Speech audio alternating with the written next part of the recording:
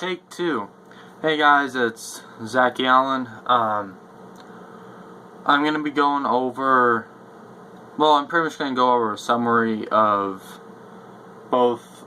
I don't know if I'm going to actually do my Kelly Bird. I'll probably just get it out of the way first. So I'm going to be doing a rundown of how I got, when I got my bases. I'll probably even do this video for my two 6-string guitars, Faith and Coraline. But this is really just focused on basses, and at the end of the video I'll even tell you some of the plans I have set out for the future and basses I plan on getting, hopefully, and maybe eventually. So, starting off with probably one of the most infamous basses on the channel, because it's pretty much the one that you've been seeing since July, really. My Jackson Kelly Bird JS3Q. It's a really good, nice, solid playing bass, but there's a lot of issues with this specific thing I went through. So, I got this for my birthday in July, from my dad. And right out of the box it had a buzz at the 4th fret, which I eventually got that fixed, but with seasons changing and my neck my bass is starting to react to the climate, my neck is too tight, so I'm gonna need to loosen my neck. Because when there's no tension on the strings, my neck goes back, which causes fret buzz between like the 3rd fret to like the 9th fret or 12th fret, whatever. So I'm gonna need to get that fixed. I also need to get my tuners replaced. You can see the one closest to the the one that doesn't have the white washer. I'm gonna need to get that one replaced, and I know what I'm gonna do with it, because I'm getting the one that's further, this one here, let me just set it on my lap. I'm getting this one replaced with the drop tuner, so I could drop tune my E string. I'm probably gonna take this tuner and put it where this one is, and yeah, that's my plan with this, to get that fixed. And I'm probably even going to replace the nut, because it's just a boring old plastic nut. And this thing is a dent magnet, I'm telling you. So I have a big scratch on there that I didn't do, and it was actually the Guitar Tech at Guitar Center Guitar Tech, more like a total nut job that a monkey could do better. He did that on accident, and he just blew it off. He didn't tell me. Once he realized that he did that, he's like, "Oh, is it okay?" It's like, well, if I wasn't with my grandma and my friend, I would have raised hell. But if I was with my dad, I would have raised hell. But if I was with them, and I didn't want to cause a hassle. And he caused that on accident when he was putting this strap button in. And knowing how cluttered my room is right now, I personally put a lot of dings and scratches on this thing. You know, there's ones along the back, because there's this big giant fin, you know. It's a giant fin. And then I also got one right here. I don't know if you guys can see it. Probably have to. You can kind of see the imperfection. Right. It's a pain in the butt to get it to kind of focus, but it's got a ding.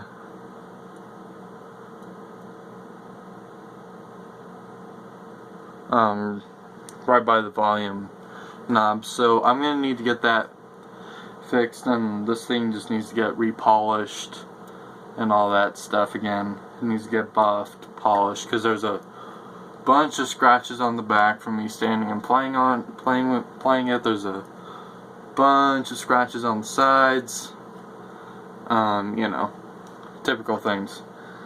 So probably when I replace this tuner, I'm gonna get it totally I'm gonna get this thing taken care of. So I'm done having so many issues with this thing, because I love this thing. It's my dream bass, effectively. One of my dream basses. So that's my Kelly Bird. Sad but true.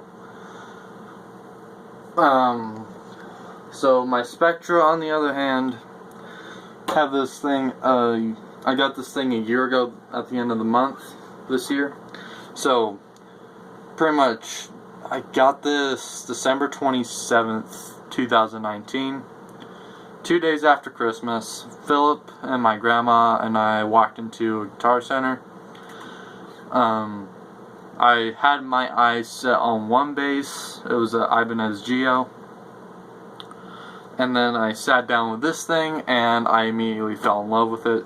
So I had to put it on hold until I could get it at the end of the week. So my mom and I, we went and got breakfast, and I wound up getting this thing after we got breakfast. So this is my very first bass. A lot of you guys know that. So things I don't like about it. It almost looks too similar to an Ibanez sound gear, especially like this portion right here. Besides like this fin right here, it all pretty much looks similar to a sound gear. Besides some personal issues, I really don't like anything. I really don't have any more problems with it. Things I like about it: it's cheap, but it's also a really solid bass. You could ask Philip. One thing I do when I'm playing this thing and I get really hyped up is I bang on this fin, like I go, just to get that rumble out of the bass. So yeah, this is the thing I used to take to school all the time on Fridays. So this is the bass that went through more stuff with me. Granted, my Kelly Bird went through a lot of hell ever since I got it. But this thing has been with me longer. So that's my Kelly Bird. Not my Kelly Bird, my Spectra. So things I plan on doing for the future: I plan on getting a 5-string. I have a few basses in mind as far as a 5-string. If you guys don't know, there's this band called Megadeth. Pretty much Metallica's twin brother, really. But they're like yin and yang. Their frontman Dave Mustaine was actually fired from Metallica for no reason. Then Kirk Hammett came in, and Dave Mustaine met the bass player David Ellefson. David, he started on a BC Rich Mockingbird, which is pretty much what this bass, the Kelly Bird, is based off of.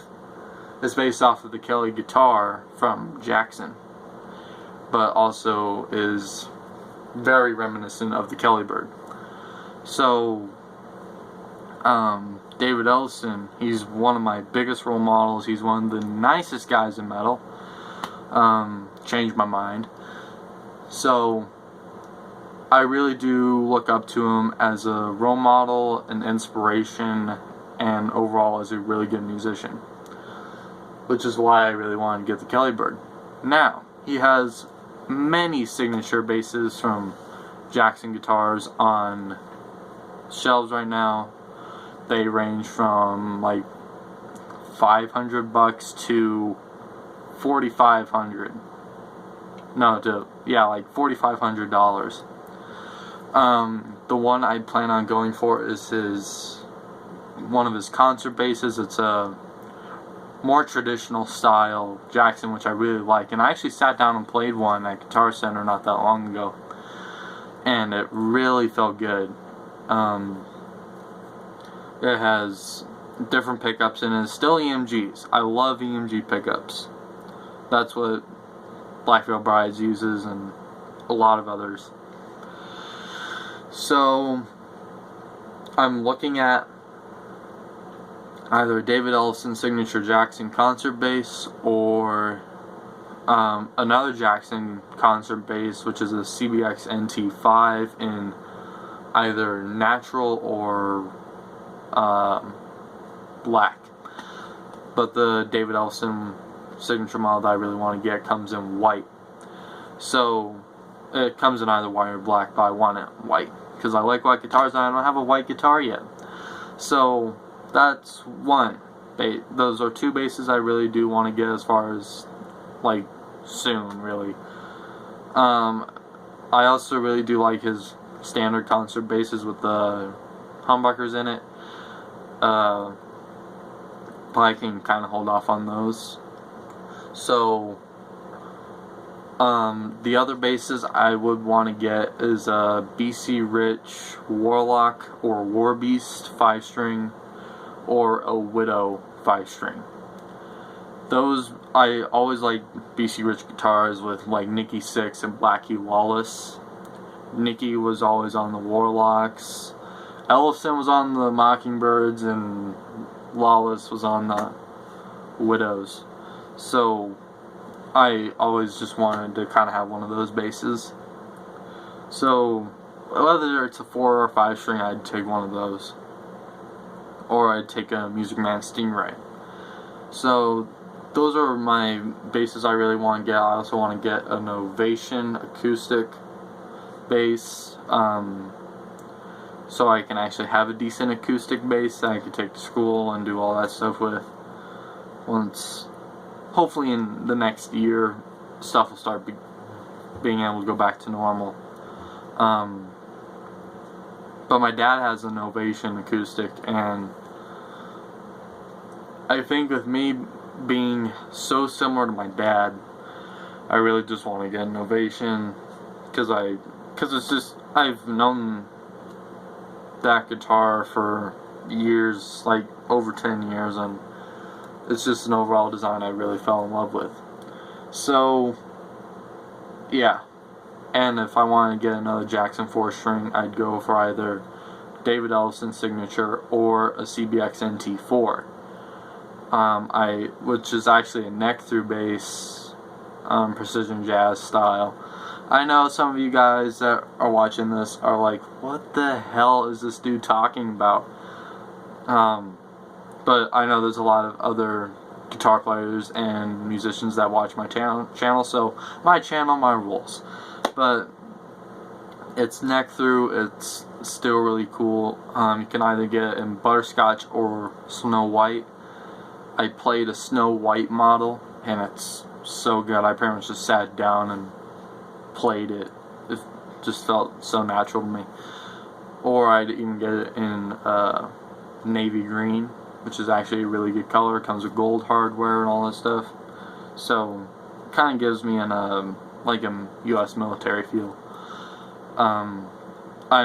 My family is pretty American, so but yeah, those are some of my basses on my wish list, and I'm also going to be upgrading my amp from a 108 to a 110, or maybe a 115. I don't know. So that's going to be really good, because the one thing I really like about these these 115s, 110s, if I could find that paper, I have here it is. So the 108 is actually the smallest. The 1010 is actually like pretty much the 108 on steroids. So I have a 20 watt amp right now, 8-inch speaker, 3-band EQ, but the 110 has a 40 watt 10-inch speaker, 3-band EQ, and bass scrambler / overdrive. That's gonna be really good. The 112, that's gonna be different. That would be really interesting. Pretty much just they all just pretty much move up in levels. Like the 210, the 210 That would be really good. The 115, that would be really good. So anything aside the 108, I'd take. But yeah, before my phone runs out of storage again, I'm gonna cut this video short. I'm gonna cut this video around here. Like I said, I'll probably do this with Faith and Coraline next. So I'll see you guys later. Peace. And I'll see you on the other side.